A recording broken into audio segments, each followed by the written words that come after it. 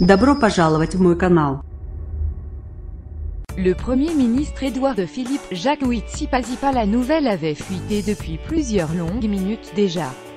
Le Premier ministre Édouard Philippe a annoncé officiellement ce mercredi à 13h30 la position du gouvernement quant au devenir du projet d'aéroport de Notre-Dame-des-Landes. Et c'est bien l'option de l'abandon qui a été choisie, ce qu'il faut retenir de ce discours. Un dossier dans l'impasse.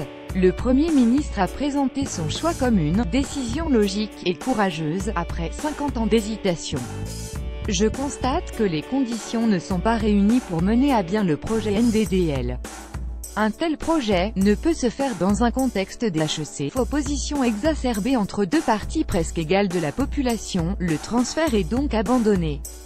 Les terres, qui resteront agricoles, ne seront pas conservées pour une éventuelle réalisation ultérieure. Plus grand que suivez en direct toutes les réactions sur l'abandon du projet de Notre-Dame-des-Landes, un réaménagement de Nantes Atlantique, mais pas que. Le Premier ministre a confirmé que l'aéroport Nantes Atlantique actuel sera modernisé et réaménagé, de premières mesures seront même lancées dans des délais rapides. Ce n'est que dans un second temps que les études pour l'allongement de la piste seront lancées, qui pourraient notamment permettre de réduire les nuisances sonores. Édouard Philippe a donné 6 mois à la ministre des Transports pour étudier cette optimisation de Nantes Atlantique.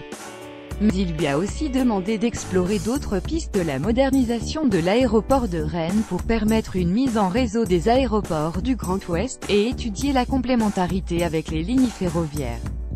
Plus grand que à lire aussi pourquoi l'aéroport Nantes Atlantique a besoin d'être réaménagé, la fin de la ZAD, au printemps. Le Premier ministre a confirmé qu'il mettrait fin à la ZAD, cette zone de non-droit. Une évacuation qui devrait se faire là aussi en plusieurs temps, avec un délai et des distinguos donnés aux occupants. Les 3 routes sur la ZAD doivent maintenant être rendues et les squats qui débordent doivent être retirés. À défaut, les forces de l'ordre procéderont aux opérations nécessaires, a-t-il dit, faisant notamment référence à la route des Chicanes. Plus grand que à lire aussi Notre-Dame-des-Landes, un projet qui traîne depuis 50 ans. S'il a assuré que les agriculteurs historiques expropriés pourront retrouver leurs terres, ajoutant que les occupants illégaux devraient être partis au printemps. Dans le cas contraire, une expulsion sera organisée, promet-il.